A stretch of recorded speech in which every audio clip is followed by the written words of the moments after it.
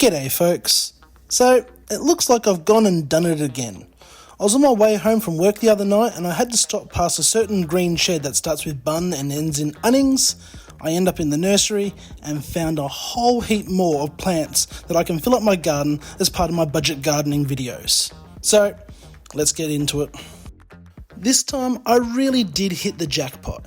Instead of getting just cauliflowers and filling up raised garden beds, I'm going to be able to fill up my raised garden beds going into spring and summer with a whole variety of different plants.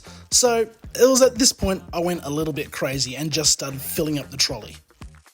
There is a little bit of method to my madness. I tend to only get the fruit and veg that I will eat or my family would eat. So silver beet, yes, I'll get a few of them, but as for some of the other plants, maybe not so much. You got to pretty much go with what you know you're going to use.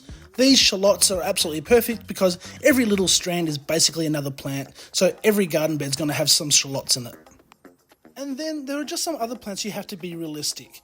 I would love to buy some of these $2 tomatoes, but here in Melbourne, it's probably a little bit too early for them and they're not going to take off. So we'll wait another month for everything to get a bit warmer, then we'll go back and see what we can find. Then there are just some plants that break all the rules, like these Carolina Reaper chilies. I'm never in a million years going to eat these chilies, but I want to have a crack at growing them and see what they're like.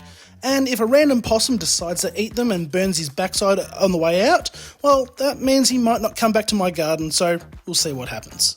It was about now I realised it was a good time to get out of there before I bought the entire shop, because at the moment, all these plants don't really have a home in my garden. There are a few spots that I can put them all in, but I've got to wait for some of the other plants to grow up and get out of the garden so I can plant these ones for spring and summer.